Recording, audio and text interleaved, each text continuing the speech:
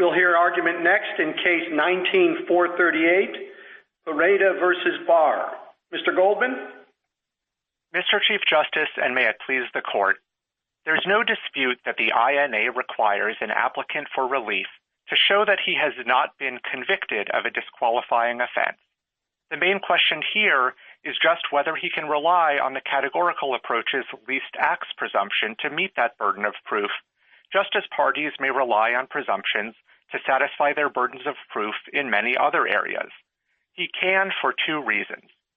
First, for decades, the statutory term convicted has been understood to require a categorical approach under which a past offense won't lead to mandatory removal or an enhanced sentence unless the record of conviction establishes every element of a federal predicate offense to a legal certainty. So we always presume that a conviction stands for nothing more than the least that the record of conviction establishes. And that rule works the same under the categorical and modified categorical approaches because courts can look to the least of the alternative elements under a divisible statute, as this court has. Second, Congress didn't disturb that rule when it enacted a general burden of proof provision that says nothing about convictions. And that's not surprising because all we're talking about is a gatekeeping step. There is still the discretionary step where the Attorney General is unbound by the categorical approach and can make an individualized determination about who gets relief. So ultimately, it doesn't matter whether you think of the modified categorical approach as raising a question of law or a question of fact, because it's common for presumptions to operate on questions of fact too.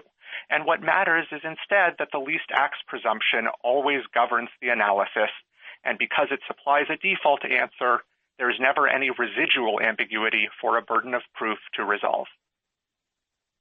Counsel, I think your friend on the other side might agree that it doesn't matter so much whether it's factual or legal, at least that's not the underlying reason that you have this distinction between ACCA and the immigration statute. Under ACCA, the government has the burden of showing that the increased sentence is warranted, so it has to carry the burden of looking to the least elements approach, but it's different when you're seeking the benefit of removal under the immigration case. There, the person who's seeking has the burden of that benefit is your client, and therefore you have the burden of showing the most elements approach for the prior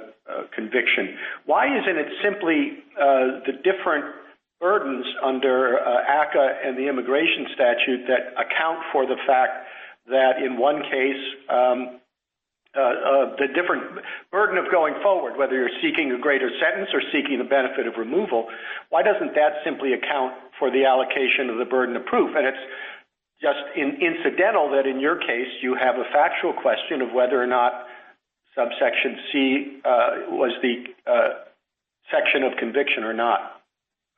So two responses to that, Mr. Chief Justice. First, the government is not actually arguing that the least acts presumption and the burden of proof are opposite ends of a single spectrum, because the government acknowledges that even where the non-citizen bears the burden of proof, the least acts presumption still does apply, at least at the categorical step of the analysis. So those two aren't inversely related in the way that Your Honor's question suggests.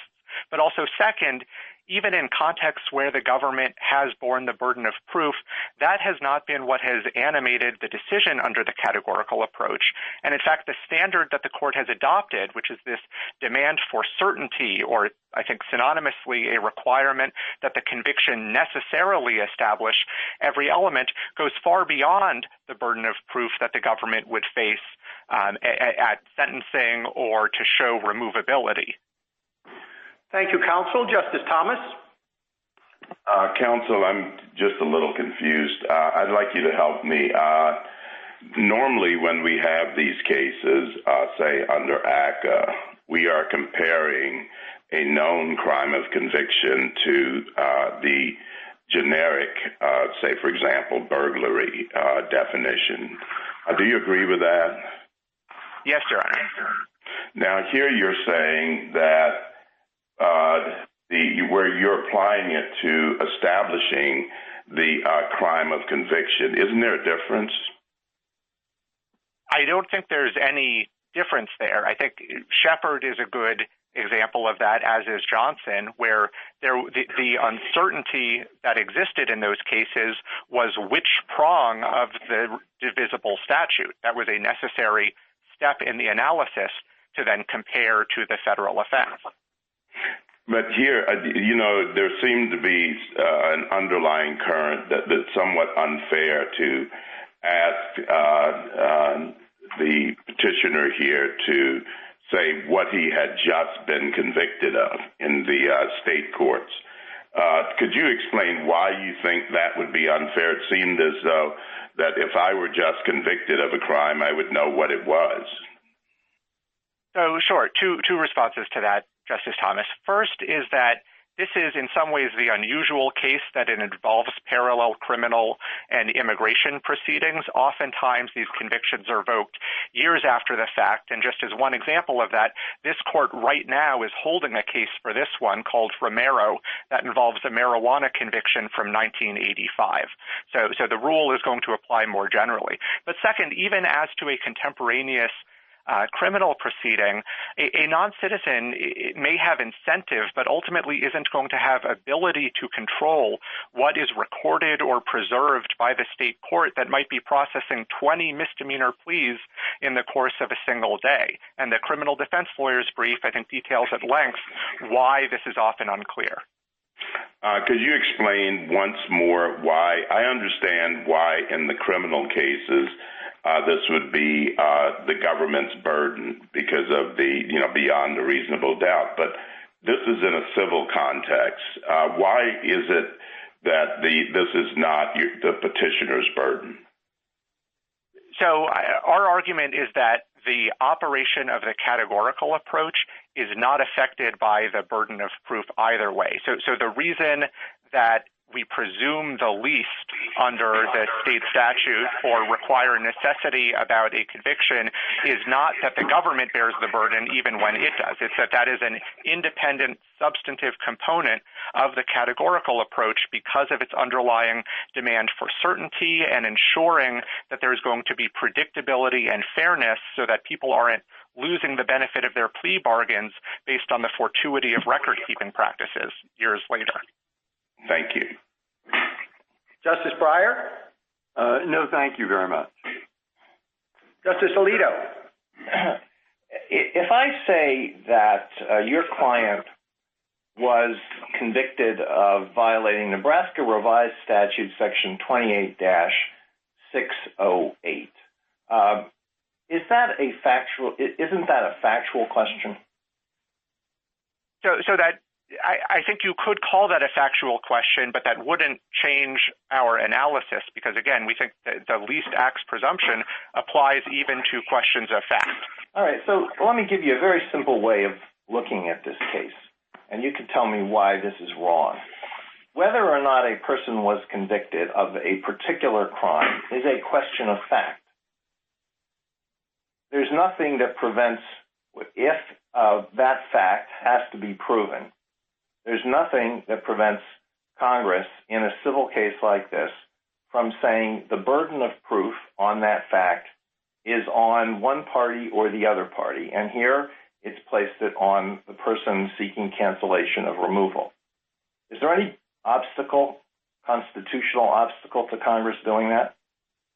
No, there's not a constitutional obstacle. It's just that's not what Congress did here. Congress enacted a general burden of proof provision without doing anything to alter the reference to convictions as the actual eligibility criterion. So the question then is just because my time is limited, excuse me for interrupting, but the question then is the interpretation of what Congress meant when it enacted this burden of proof provision, right? Yes, and I think it is clear from the entirety of the Real ID Act that Congress was focused on what you would think of as questions of fact that would be proven with weighing evidence and making credibility determinations and taking testimony and the like. That's the entire focus of the burden of proof provision. There's no indication. Where did this, what you call the presumption of the least of the acts criminalized, come from? It came from the categorical and modified categorical approaches. They are called categorical because they are making a categorical determination. You take the example of burglary, which has been central to our cases in this area. So you have somebody who's convicted of burglary under, let's say, California law, and the question is whether that is a conviction for generic burglary. It is determination about an entire category of cases. That is, all of the cases prosecuted and convicted under the California burglary statute. And it is in that situation where the court looks to the least of the acts criminalized. It asks, what is the least thing that could get somebody convicted of burglary in California? Would that constitute generic burglary? If the answer to that is no, then it flunks under the categorical test. But what's involved here is not categorical at all. It is the determination of a question of fact. Was your client convicted under subsection C, or was he not convicted under subsection C? So I agree with everything that you said, Justice Alito, except that is not the only thing that the categorical approach does, and I'll try to make this very brief. But first, Shepard shows that the demand for certainty also applies to the which statutory prong question, because the point of that case was that we are going to demand certainty and only look to legally conclusive records to determine which part of the divisible statute it was, and all of that makes sense. Well, because as the Chief Justice pointed out, Shepard and Johnson, the case that you rely on very heavily, were criminal prosecutions where the prosecution under the Constitution has the burden of proving beyond a reasonable doubt that the person was convicted of a particular offense if it wants to impose an enhanced sentence based on that conviction. That's where certainty comes from.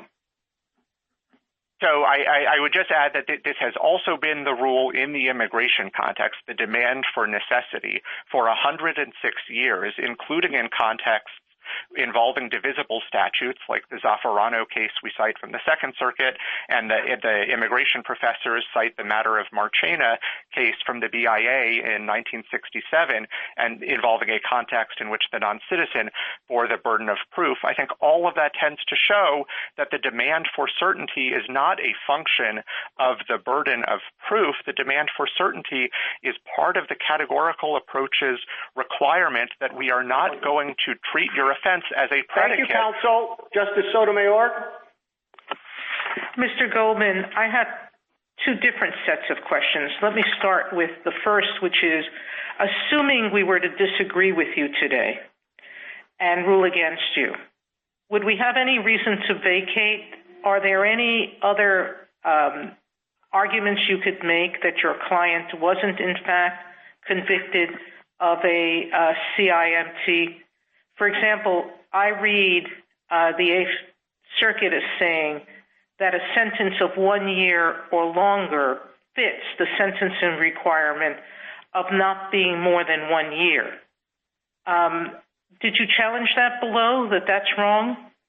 And secondly, I see the statute here as requiring harm, but not necessarily financial harm, and not necessarily deception harm. Could be emotional harm or even physical harm, and that wouldn't fit a CIMT. Have those arguments been saved below? So those arguments, the first argument, Justice Sotomayor, about the petty offense exception, what was presented to the Eighth Circuit and as well as to the BIA, and those courts rejected those arguments. So I wish I could say that were still open, but I believe that is now foreclosed. Second, with respect to the harm required, I think the Eighth Circuit's analysis held that given ambiguity about which statutory prong it was, Mr. Pereida must lose by default. It essentially adopted the government's rule that we effectively Mr. Goldman, can I just stop you because there is one last question I want to ask. I read 1229A.C.3.B. In any proceeding under this chapter, any of the following documents or records shall constitute proof of a criminal conviction: an official record of judgment and conviction, which was provided here, an official record of plea, verdict, and sentence, not provided because it wasn't available, and nobody challenges that it was available, and C, a docket entry from court records that indicates the existence of the conviction. That was provided.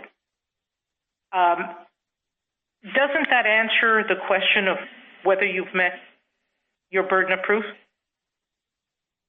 You've shown them what you were convicted of, and the lowest, there is one CIMT that doesn't apply, and hence, under our case law, Johnson and others, that ambiguity flows to your favor automatically?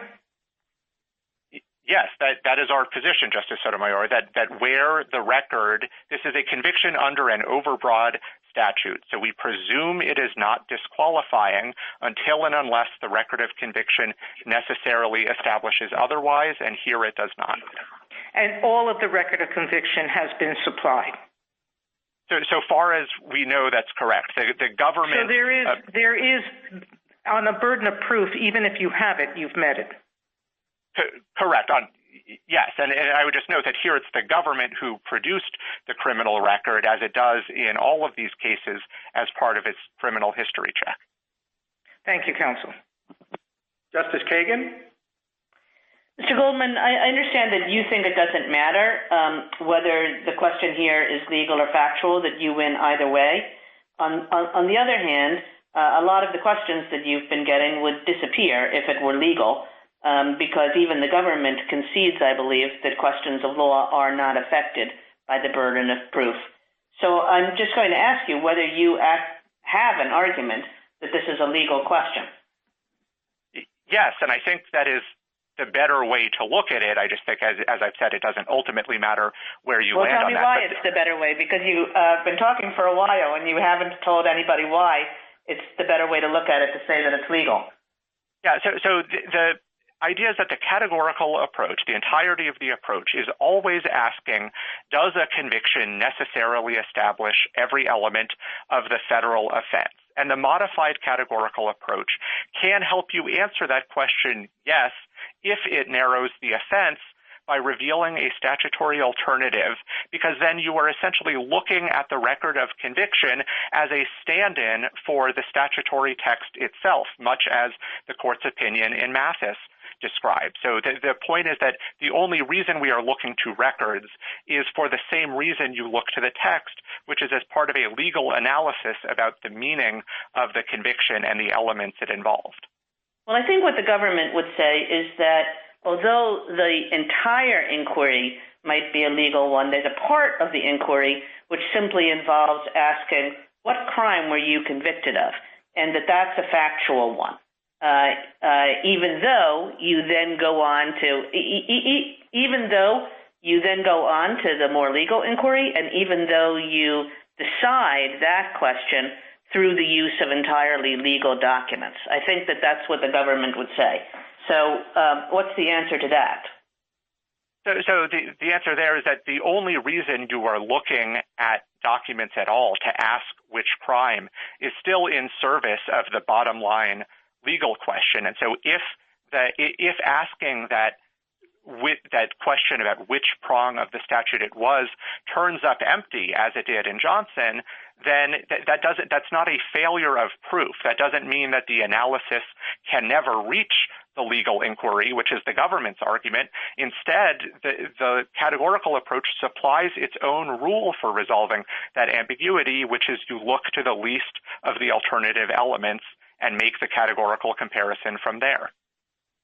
Mr. Goldman, a very different question. If you win, would it be permissible for the Attorney General to say something like, that was a pretty bad crime, and because it was a pretty bad crime, I won't use my discretion to cancel your removal? In other words, could the government basically enact the rule that it is arguing for on the back end of the process? So I think as a matter of the INA, it certainly could. The INA in no way limits the Attorney General's discretion, and what you've described happens all the time, where the IJ or the BIA will say, I don't need to undertake the categorical analysis and go through the complicated determination of if this is disqualifying or not, because I just know that you are losing as a matter of discretion because of the severity of what it seems that you did. If the Attorney General were to try to do that as a regulation, maybe there would be APA challenges to that, but I don't think the INA provides any obstacle. Thank you, Mr. Goldman. Justice Gorsuch? Counsel, I guess I'm a little stuck on the arguments you've made, but wondering if there's one that you haven't. To me, it looks like this is probably a factual question about a contingent set of questions about what happened in a particular time and place. We're not interpreting any law or any neutral principle, any generally applicable provision. I don't see how Johnson helps because the burden there was on the government in a criminal case. And so I'm stuck on a lot of that. And maybe you can unstick me. And the other thing I'm also stuck on, just for what it's worth, is the burden in terms of producing the evidence of a conviction mentioned in subsection 3 is the burdens on proving that the government has while proving deportability, totally different than subsection 4, which is applications for relief from removal or deportability, which then fall on the immigrant. So that's putting my cards on the table is what I'm stuck on. What I'm hopeful for, or want to explore a little bit, is Shepard and why you concede that, or I don't know, maybe you don't, that this is all categorical approach. Justice Breyer, and I think it was Nijawan, you can correct my pronunciation, I'm sure, said that Shepard, is the categorical approach in the ACCA context may not always apply in the INA context. And I would have thought that Mr. Pereida might have argued, forget about the categorical approach. I can show on the facts here, and my testimony might establish that I wasn't using the Social Security card to obtain benefits or to defraud anybody of anything, but simply to get a job. And therefore, it wasn't a crime of moral turpitude. What about that argument? Should we remand for that? Has that been preserved? Thoughts? Sure. I'll start with the last of those three questions, Justice Gorsuch. I don't think that argument is available anymore after Moncrief and the way Moncrief distinguished. Let's suppose I think it is. So I think that it would still be the wrong way to go because it would pose, for all of the reasons the court reasoned that it was precluded in Moncrief, I think those are correct. Why would you have an immigrant hamstrung by this crazy categorical approach methodology that's nowhere in the statute? Why should he not be allowed to discharge his burden by his testimony? So I think that government. So I think that would disserve the entire immigration court system to start inviting that type of mini trial, even when it's done for beneficial purposes, as Your Honor is describing. And I don't think that's any different than when the Second Circuit addressed exactly that question in the Milius case in 1914, which was the genesis of all of this, and saying if we allow the immigration officer to go behind the fact of the conviction and analyze the facts of the offense, why would we then be allowing the non-citizen to try to prove that even though he was nominally convicted of something, what he actually did was less bad? And I think it undermines all of the benefits around predictability and efficiency of this approach. And instead, and again, all that we're talking about here is a gatekeeping step. So I think the more sensible solution is to say that if a conviction does not clearly qualify as a predicate offense, then get to... Justice Kavanaugh? Thank you, Chief Justice, and good morning, Mr. Goldman. There's no perfect solution as I see it here. There's a situation of uncertainty. And what that means is either some people who should not be eligible for cancellation of removal will remain in the country, or some people who should be at least eligible for cancellation of removal will be removed from the country.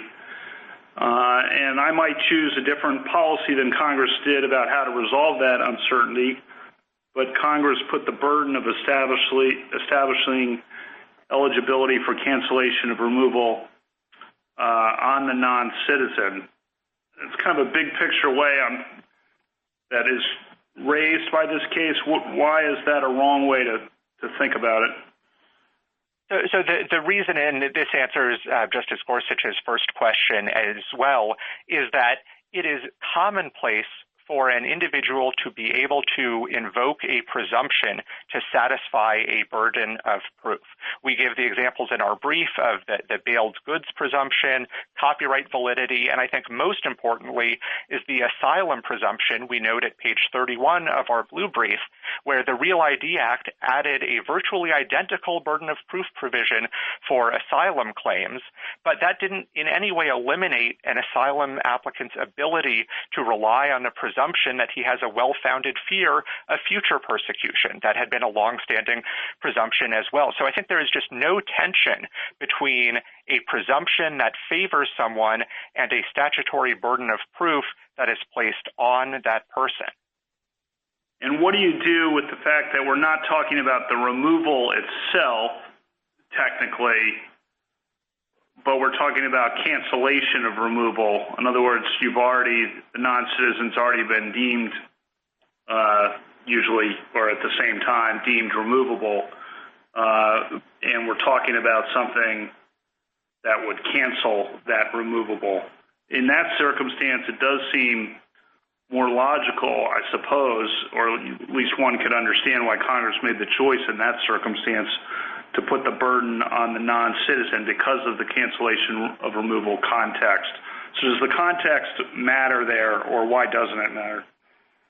So the context matters for most parts of a cancellation application, and Mr. Pereida put on hundreds of pages of evidence showing why he deserved cancellation of removal. But with respect to this inquiry, which is governed by a presumption, that the burden doesn't ultimately affect that either way, because there's never leftover ambiguity that a burden of proof is going to solve. It's just either the conviction does or doesn't necessarily establish every element of the federal offense. And I think, again, because this is ultimately discretionary relief, that makes perfect sense. That we're just saying, can you get past that gatekeeping step to the point at which the IJ can actually consider the underlying facts of your criminal offense, which is a much more sensible place to resolve that.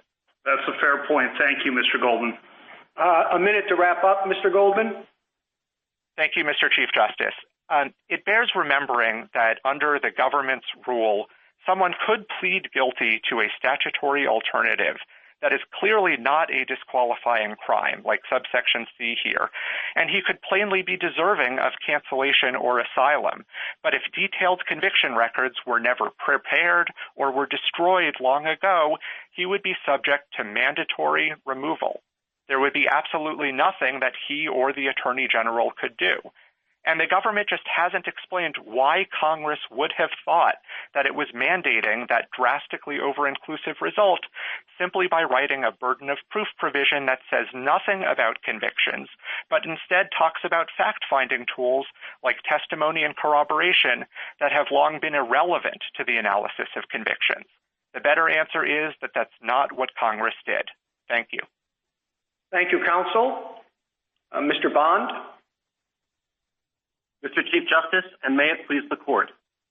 The statutory text places on an alien seeking relief from removal the burden of proof to establish that he satisfies the applicable eligibility requirements.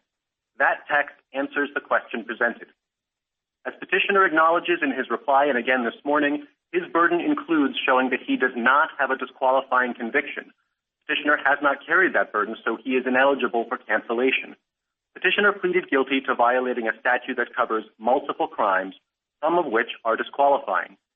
It thus was his burden to show that he was convicted of a non-disqualifying crime under that statute. But even though this immigration proceeding was already ongoing before he pleaded guilty and his immigration attorney knew of the potential consequences of a conviction, petitioner did not submit anything to show the particular offense of which he was convicted. His position is that the court's categorical approach precedent excused his failure of proof and required resolving ambiguity in the record in his favor. That is incorrect. Under that precedent, once the elements of the offense have been identified, courts then ask, what are the least acts that satisfy them? But this case concerns the antecedent question of which set of elements was the basis of the conviction. The categorical approach and least acts presumption cannot answer that question. A court cannot determine the least acts criminalized without first identifying the elements. That's what the modified approach is for. And if the record of conviction is inconclusive, the party with the burden has not carried it. Petitioner's approach conflates divisible and indivisible statutes, which this court has made clear are distinct. And his rule that ambiguity should be resolved in the alien's favor contradicts Congress's judgment that an alien claiming he is eligible for relief bears the burden of proving it. Thank you, counsel. An issue that's kind of lurking in the background throughout this case and is certainly affected by the question of what kind of determination, is it legal or factual, is the limitation to the so-called Shepard documents. You're here from the Department of Justice, so you should know as well as anybody what the experience of the department has been around the country with that limitation. Is it often the case that those documents, or how often are those documents not available? Does it vary from one part of the country to the other? Do you have situations where people are coming forward with documents that seem pretty probative on the question, but they're excluded because they're not Shepard documents? What can you tell me about that? We don't have data at that granular level that tracks why a party is not deemed eligible for cancellation. We simply don't have aggregate data that point to that specific thing. However, I would suggest there's no reason to expect that an alien who has a criminal conviction, particularly like one in this case, who was convicted after his immigration proceeding was ongoing, would not know his criminal history, and he or his attorney would not be able to, or not at least know what documents to look for and where to find them. So I don't well, they can know what documents to look for, but the reality, as I understand it, is that often you don't have, these things aren't often papered because you've got a lot of, busy criminal dockets and plea bargains and other things like that. So the fact that the lawyer knows what to look for isn't enough. And even if the lawyer finds them something probative, that's not going to be admissible on the question. Well, if it's a Shepard document, it would be admissible, and I think the kind of hypothetical... I'm talking about a situation where it's outside of Shepard. Sure, and with respect to the limitation to Shepard documents, as you know, in Shepard we argued for a broader cast, and in the lower courts we have argued under this particular provision for a broader array of evidentiary materials. That's not at issue here, both because the board rested on Shepard and because there are no non-Shepard documents at issue in this particular case. But to the question of unavailable records, I would say a couple of things.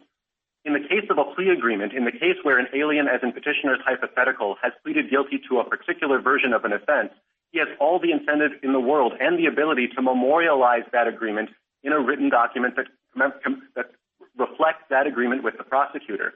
In the context where the alien doesn't personally have those records and tries through reasonable diligence to obtain them, the regulation allows him to ask for a subpoena to get them from the court. And in the Thank you, counsel. Justice Thomas? Thank you, Mr. Chief Justice. Mr. Bond, if I heard petitioners right, Petitioner doesn't seem to see much difference between the way we would treat this case and the way we would treat it in the criminal context. And what's your reaction to that? I think they are very different because of the judgment Congress made when it expressly placed the burden of proof on the alien to prove eligibility. That's what sets this case apart from all of the cases Petitioner cites in the sentencing context. If you account for the difference in the burden of proof, though, I think the cases come to the same conclusion that the party with the burden of proof didn't carry it. So, for example, in Taylor, all that the court knew as the case came to this court was that the defendant had a conviction in Missouri for second-degree burglary, but Missouri had 7 different burglary statutes. So the case had to be remanded so that the government, the party that had the burden of proof, could produce the charging documents. And it did, and the sentence was ultimately affirmed. It's the same kind of circumstance here. Petitioner bears the burden of proof. He just didn't carry it by presenting any document to show which particular version of criminal impersonation he pleaded guilty to committing. Just a matter of curiosity, how much discretion do you have? If you think, for example, that a petitioner or an applicant is being evasive, does the Attorney General have the discretion to simply dismiss or deny his request for cancellation? Yes, the IJ could do that on a case-by-case basis, and yes, in response to some of the earlier questions, the Attorney General could adopt a regulation that does this categorically. But I think that's not the right approach or the right lens to approach this issue for two reasons.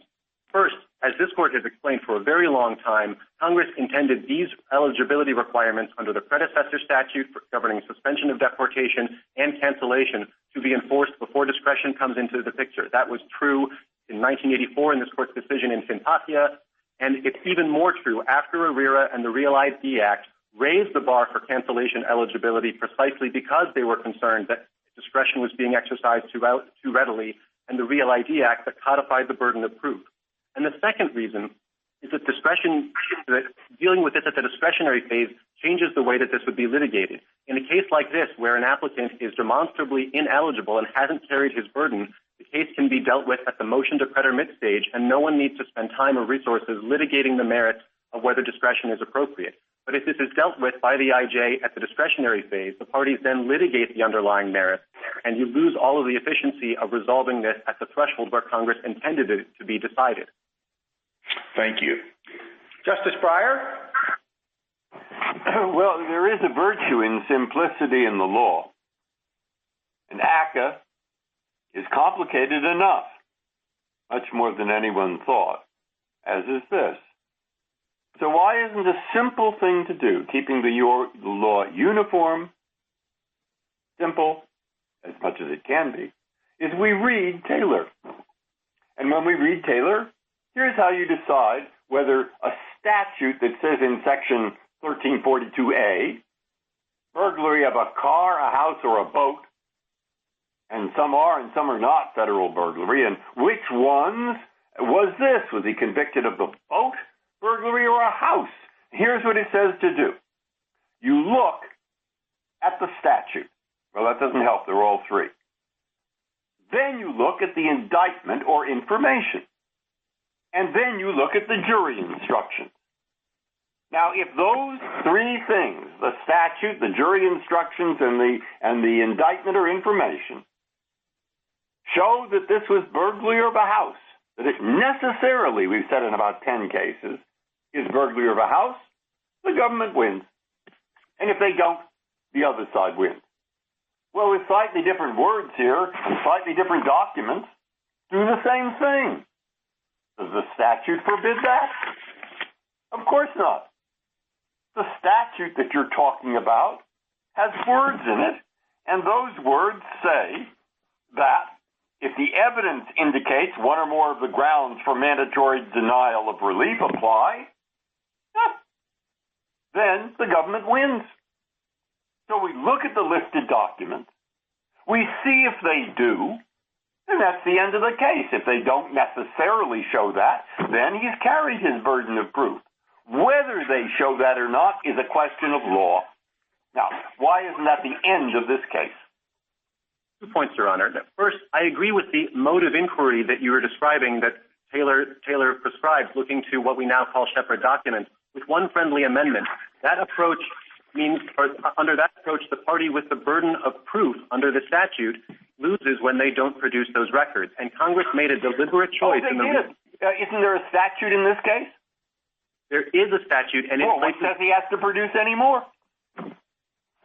What the statute in this case provides is that the alien bears the burden of proving that he satisfies the requirements of eligibility. And the regulation that you quoted, this is 8 CFR 1240.8 subsection D, that regulation works against petitioner, because what it says is when the evidence indicates that any ground of mandatory denial may apply, the alien must show that it does not apply by a preponderance. So in this case, when the alien puts in his description of his criminal record, and it's clear that he may have a disqualifying conviction, the regulation is clear that he then bears the burden of showing that it does not apply. Now, the Shepard framework is perfectly compatible with that. He simply needs to use Shepard documents to make that showing. But the key difference...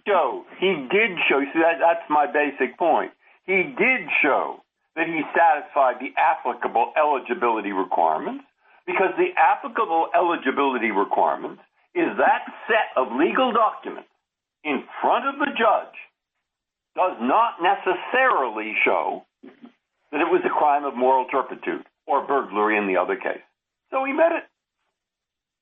With respect, Your Honor, I disagree. He did not show that with those documents.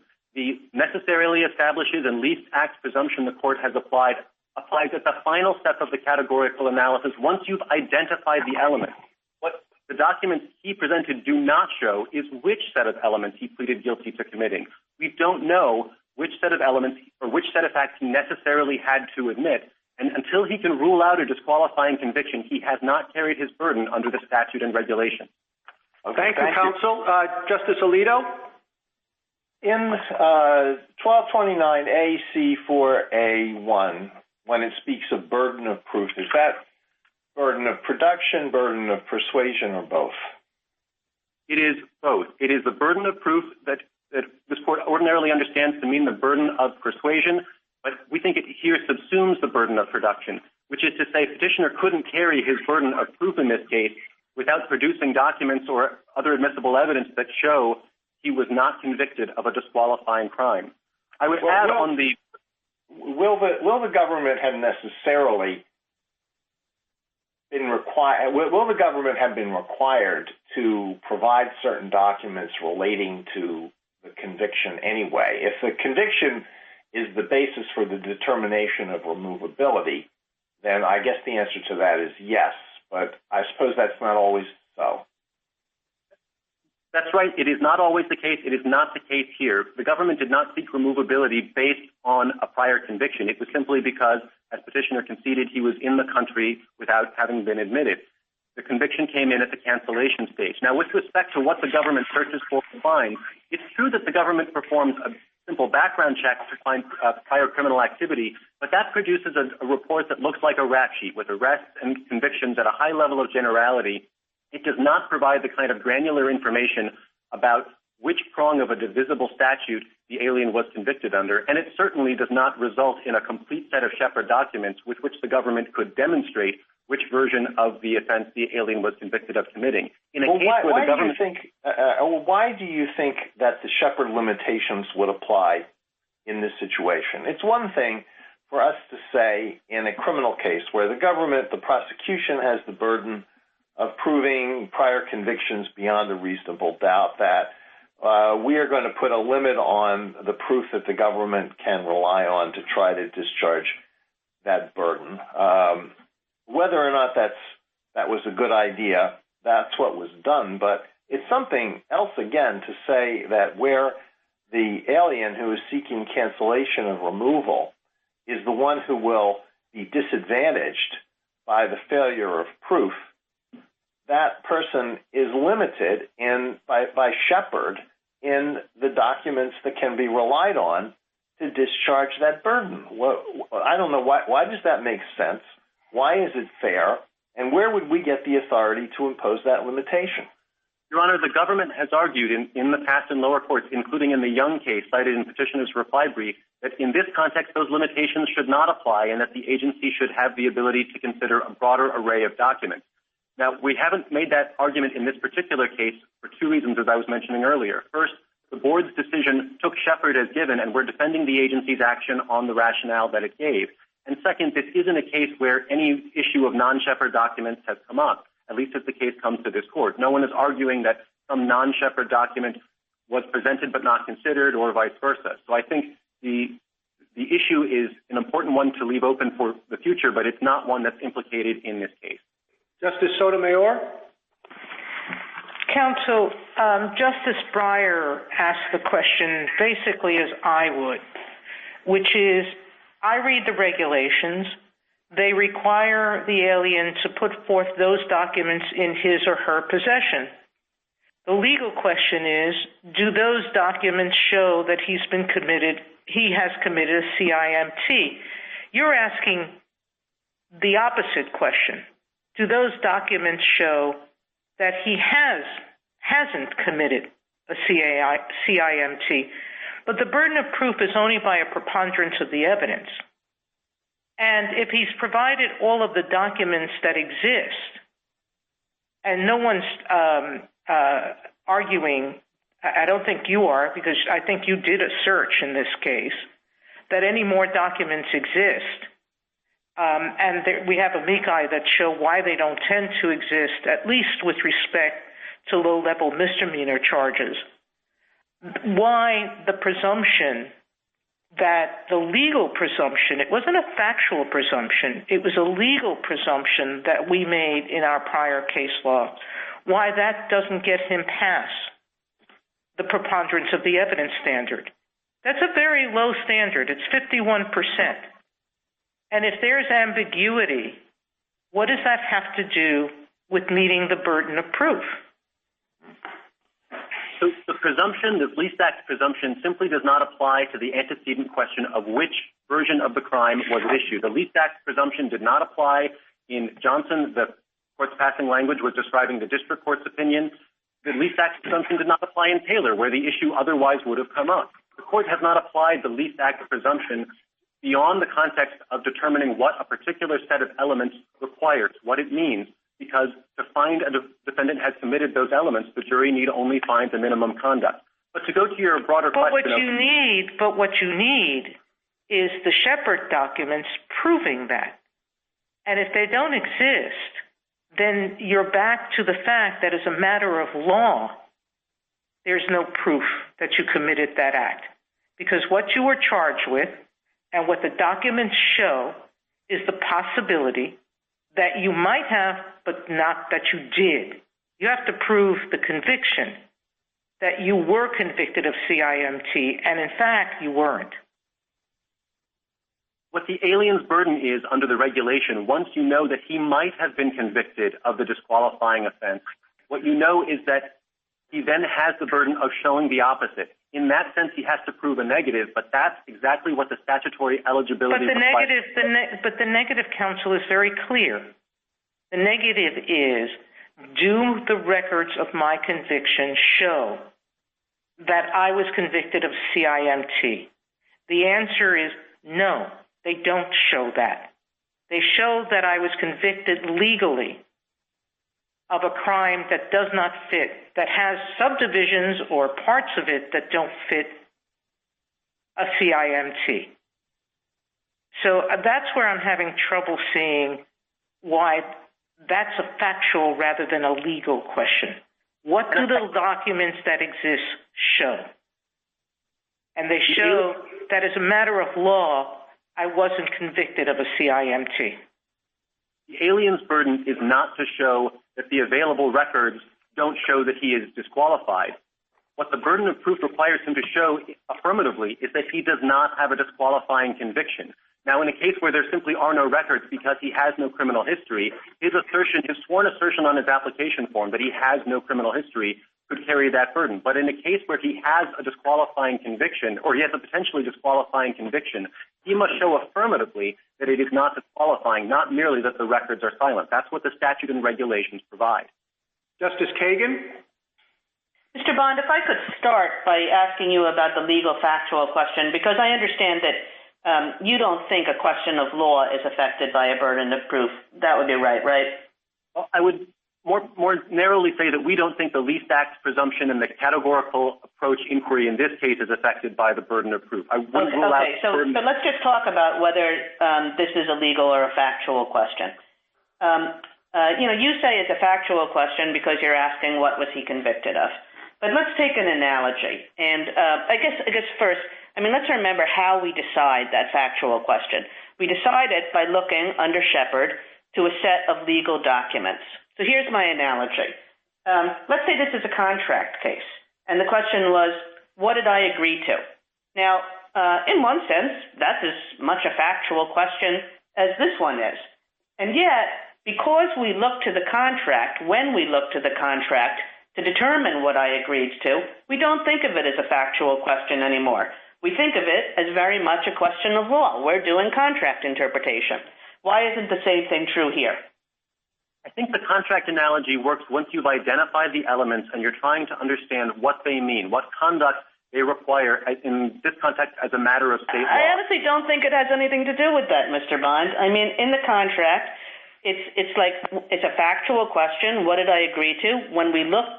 Because we look to the contract, and that's a legal document, we treat that question as a question of law. And so too here. The only question I'm talking about now is the preliminary one.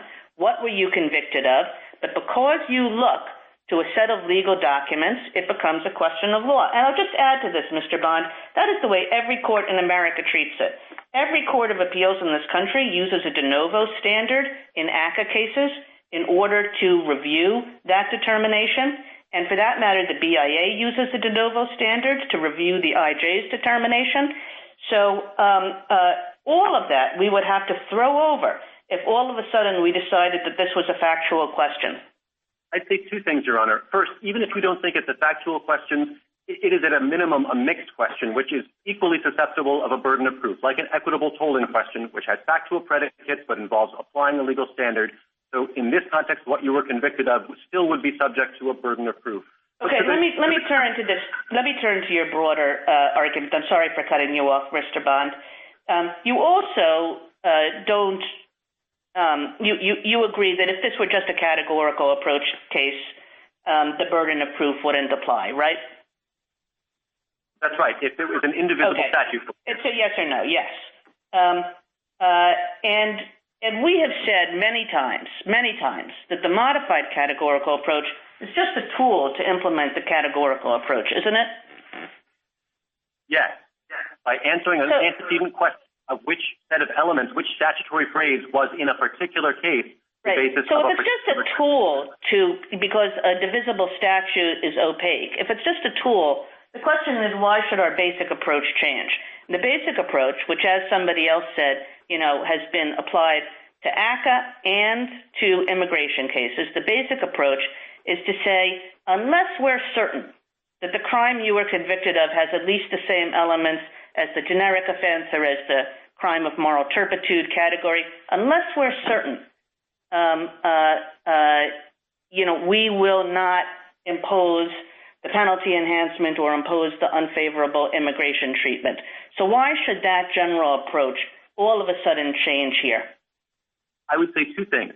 First, without answering that antecedent question, if you can't identify which set of elements was at issue, you just can't perform the categorical analysis of determining what the least acts are. If you look at this Nebraska statute on page 8 of our brief, you can't identify which of these is the least version. They're just different crimes. You need to isolate it first. So I don't think you get into that question of applying the categorical approach. Instead, Congress made the judgment of what the effect of lack of certainty is, which is if the alien can't... Thank you, Mr. Bond.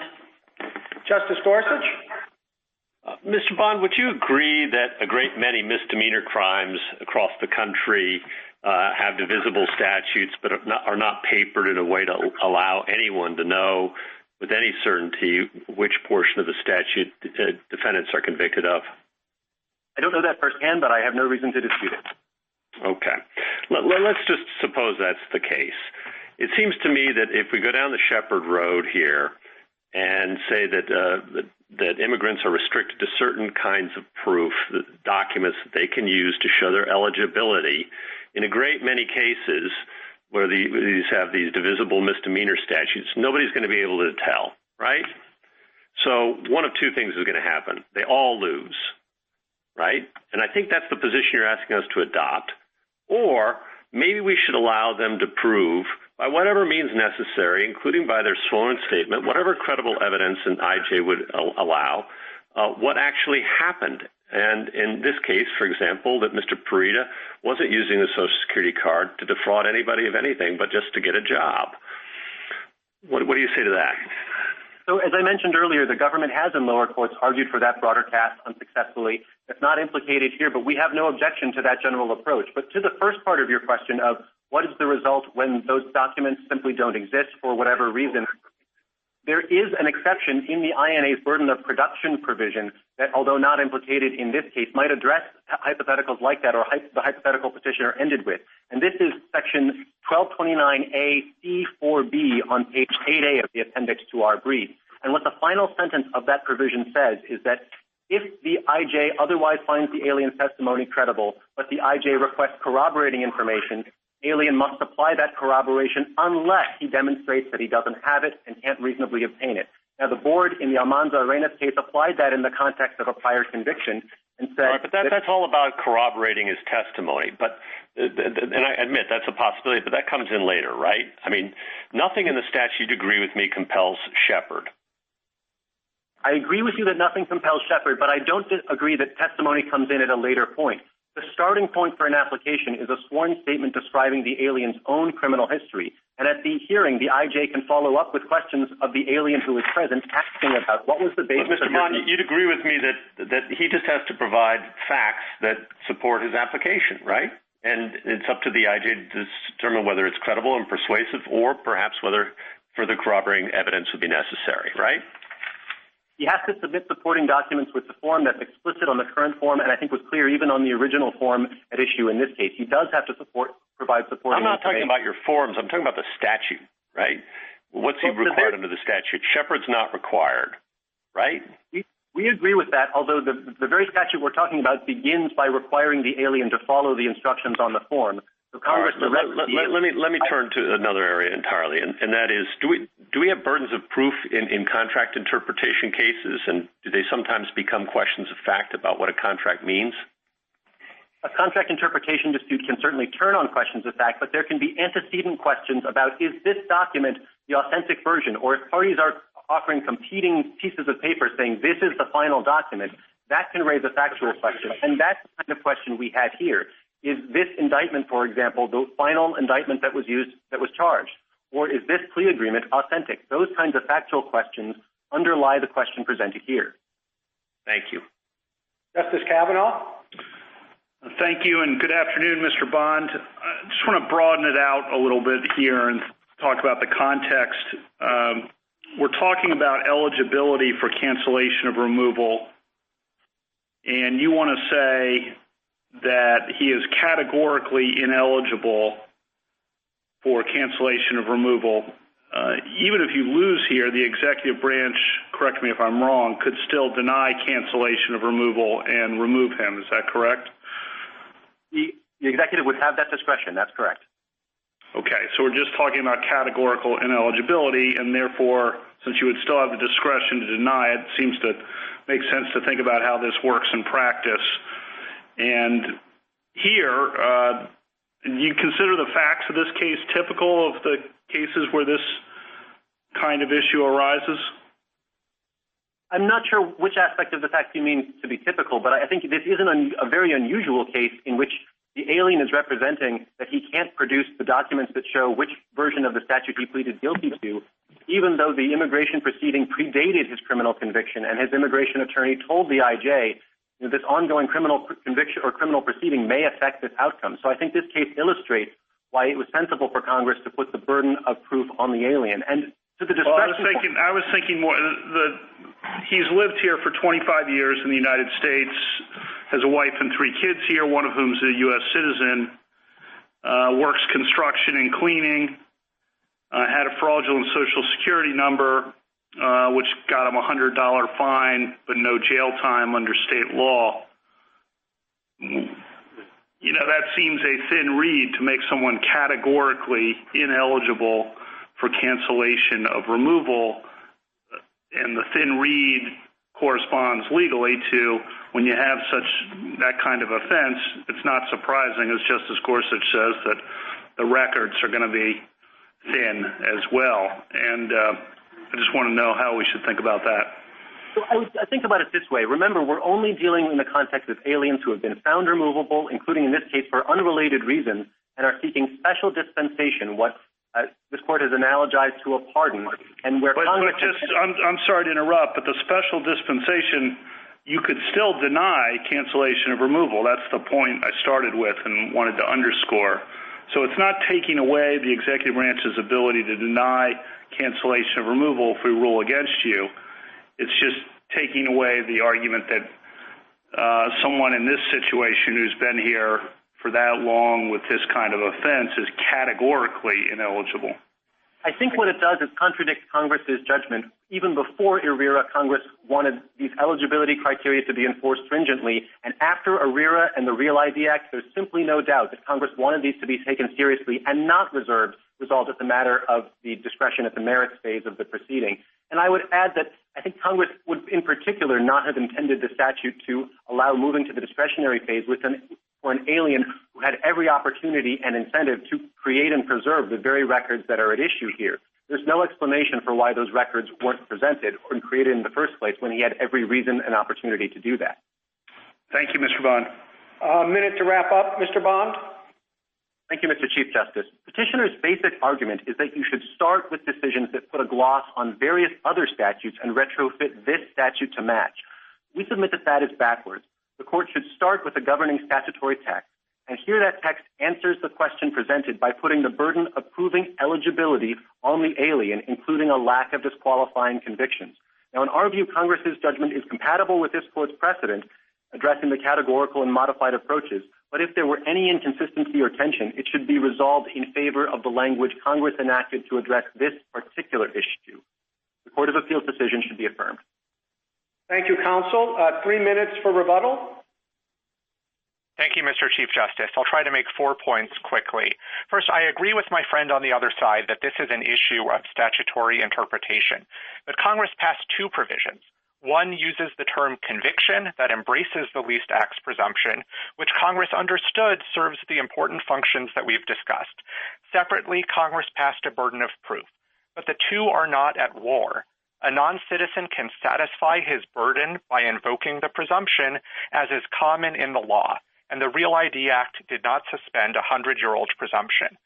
Second, Justice Gorsuch asked me in the opening argument about the burden of production, and that came up in the last half hour, and I would just emphasize that the government produced the documents here. Page 2A of our blue brief has the certification of the immigration officer, and that wasn't an act of generosity here. That is what the government does in all of these cases, and that is because it bears the initial burden of production to show the existence of a conviction that, at least on its face, appears to be disqualifying. Section 1229 AC3B, which Justice Gorsuch asked me about, and subparagraph C as well, refer to in any proceeding under this chapter. So it's not limited to the context in which the government is trying to prove deportability. As for the regulation that my friend on the other side mentioned, Section 1240.8D, the Attorney General's own interpretations of that regulation in the matter of AGG case and the matter of SK case that we've cited in our reply show that that regulation places an initial burden of production on the government not to speculate that a bar may apply, but to actually make out a full prima facie case that the bar to relief may apply. Third, Mr. Chief Justice, you asked about some of the practicalities around memorializing the terms of a plea, and I didn't hear my friend on the other side give any answer to how this could work for old convictions, like the decades-old convictions that I mentioned, nor did I hear any answer to how exactly the criminal defendant could force something to be recorded in the many county and state systems where this is simply checking off boxes on a computer program or a paper form, and there's no opportunity to comment further. Finally, my friend on the other side mentioned efficiency concerns around allowing these cases to be decided at the threshold. And I would just note that our rule has been in effect in the First Circuit since 2016, in the Second Circuit since 2008, and in the Ninth Circuit for 6 of the last 13 years. And as in the Nasrallah case last term, when the government made a similar efficiency argument, it has not substantiated that by pointing to any actual problems arising in those circuits. The judgment should be reversed. Thank you, counsel. The case is submitted.